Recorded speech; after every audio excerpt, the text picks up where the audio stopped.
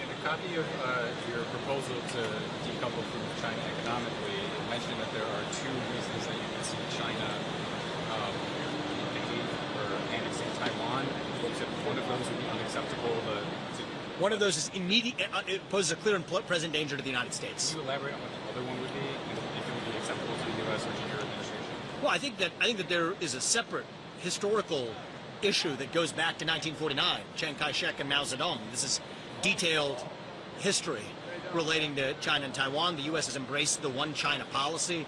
I'm the one person, as far as I know, in this field in either party that says the one China policy for the next, and strategic ambiguity, particularly strategic ambiguity, is unacceptable as we enter a phase of a critical danger window with China potentially annexing Taiwan. And so I've moved from strategic ambiguity to strategic clarity to say that we absolutely will and should defend Taiwan, something that other politicians have been unwilling to say, at least until we achieve semiconductor independence, at which point we resume our current posture of strategic ambiguity.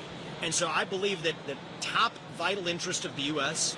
is to avoid giving China a sword of Damocles, that's what it says on that poster, to lord over us, which is control over the global semiconductor supply chain.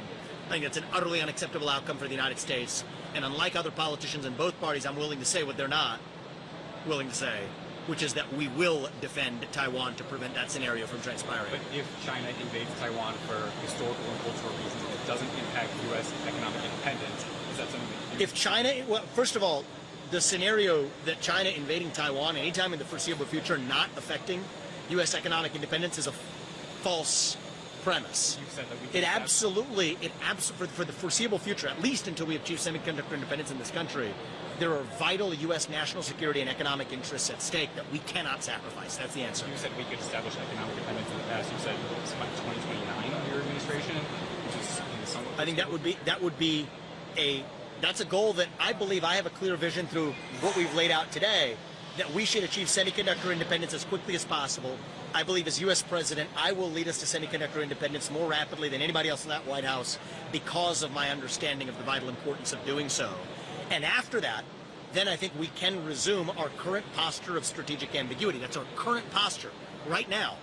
But when we reassume that posture later, we'll be in a much better position for doing so, especially if we do the rest of what I described today as well, which is building up our defense industrial base, building up our homeland security defenses, cyber, super EMP, missile defense systems, border defenses, space defenses where we're vulnerable today.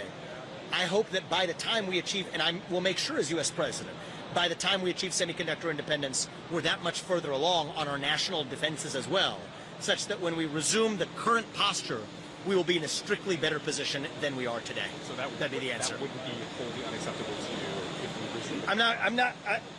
I'm saying exactly what I'm saying, which is that when we get to semiconductor independence and when we have fortified our national defenses, we will be in a far better position than we are today when adopting our current posture of strategic ambiguity. And in the meantime, I will say what nobody else is willing to say, which is that we will defend Taiwan to prevent China from wielding that kind of power over the United States.